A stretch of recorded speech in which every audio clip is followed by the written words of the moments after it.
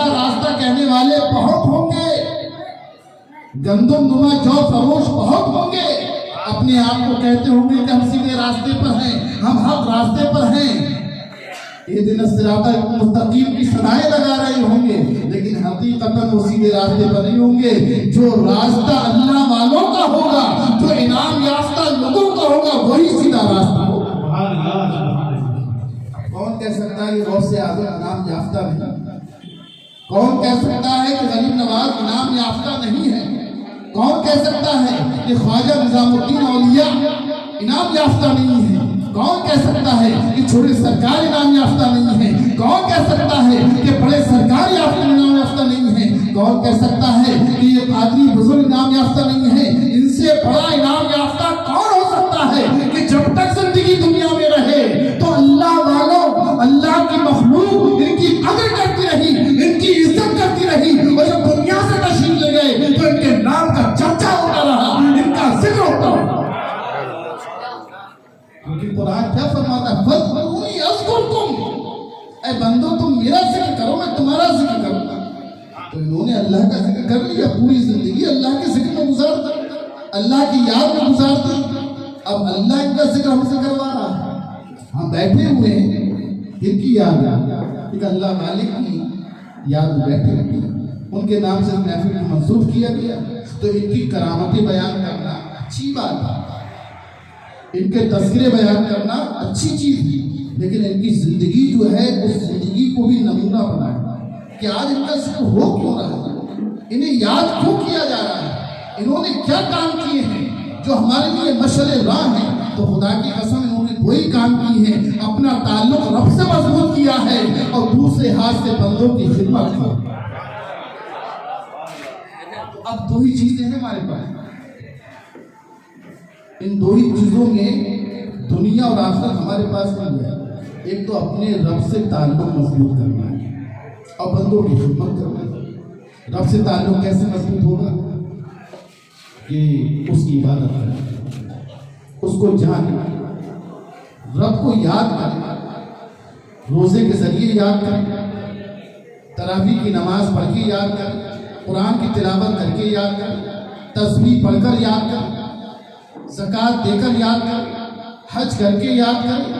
اللہ نے مانگ دیا ہے تو پھر اب بندوں کے ساتھ تعلق کیا مضبوط ہوگا؟ تو پہلا تعلق میں نے عرض کر دیا کہ ماں باپ کے ساتھ اچھا سلوک کریں، بڑوں کے ساتھ عزت سے پیش آئیں۔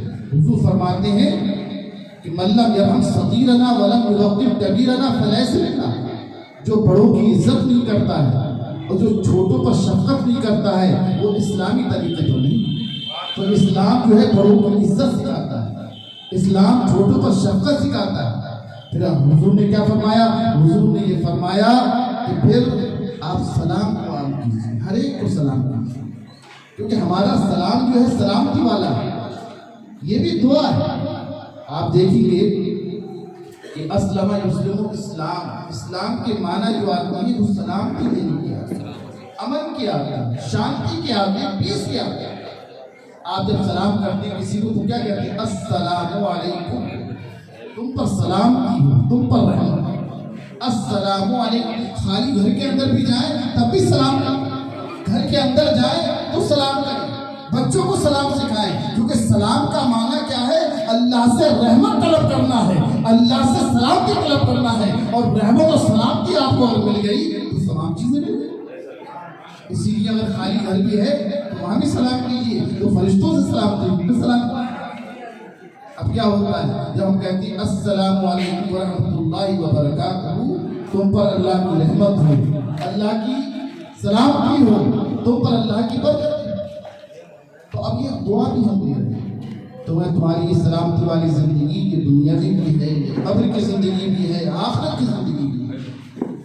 اب سلام ایسا لفظ ہے جو شانتی کو بتاتا ہے، جو پیس کا پیس ہمیں یعنی ایک جو آپس میں محبت کا درس دیتا ہے، آپس میں میل جول کے ساتھ رہنے کا درس دیتا ہے۔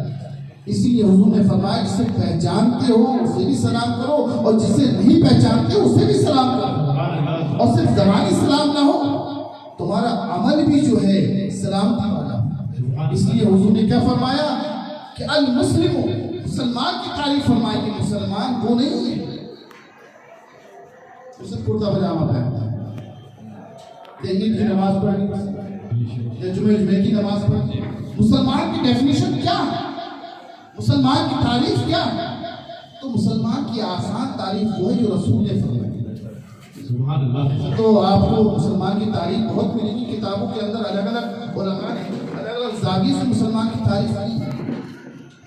قربان جائیے نبی کریم صلی اللہ علیہ وسلم کی اس تعریف پر کہ آپ نے فرمایا المسلم من سلم المسلمون من لسانه و یده، مسلمان وہ ہے جو نہ زبان سے کسی کو تکلیف دیتا ہے، مسلمان وہ ہے جو ہاتھ سے تکلیف دیتا ہے۔ سبحان۔ اب پتہ کیا چلا کہ اگر ہم کسی کی دل آزاری کر رہے ہیں، کسی کا دل دکھا رہے ہیں تو یہ اسلامی طریقہ نہیں۔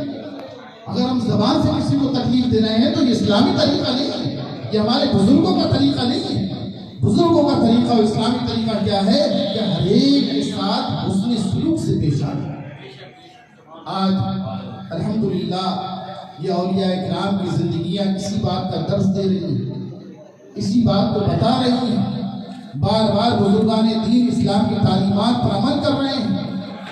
اور یاد رکھیے کہ اسلام کی تعریف اور اسلام کی تعلیمات میں کوئی کمی نہیں ہے۔ ایک بہت بڑے فلاسفر ہیں اور غیر مسلم ہیں، انہوں نے تمام مذاہب کی تعلیمات کا جائزہ لیا، سروے کیا، تو انہوں نے بڑے ایمانداری کے ساتھ یہ ریمارک کیا کہ سب سے عمدہ تعلیم، سب سے عمدہ تعلیم، سب سے بہتر تعلیمات اگر کسی کی ہے تو اسلام کی۔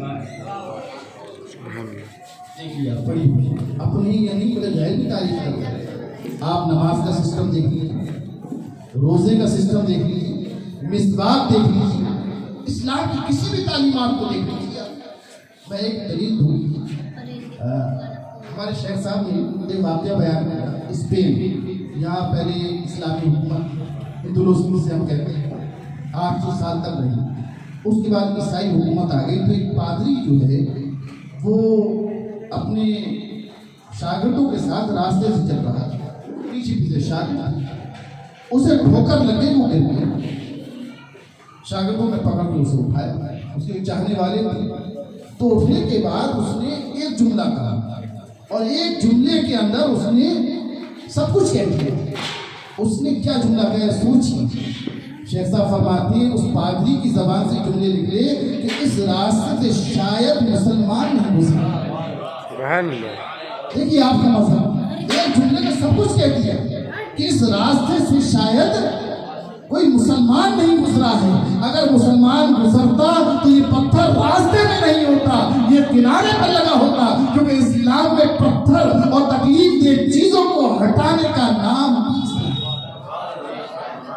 آپ دیکھیے آج ہم کیا کر رہے ہیں، ہم کیا کر رہے ہیں، اپنا گھر صاف کیا اور تمام کوڑا جو ہے گلی میں ڈال دیا، نالی کے اندر ڈال دیا، گندگی کر دیا۔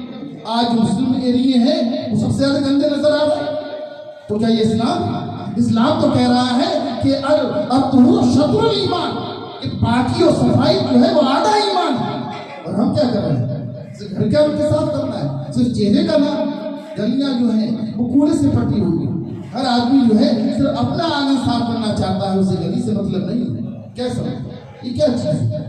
آج کاروبار، یعنی میں عرض کر رہا تھا کہ اس نے یہ کہا تھا کہ اسلامی تعلیمات سب سے عمدہ ہے، اور اس کے بعد دوسرا جملہ بڑا افسوس کا اس نے کہا اور مسلمان سب سے خراب ہے۔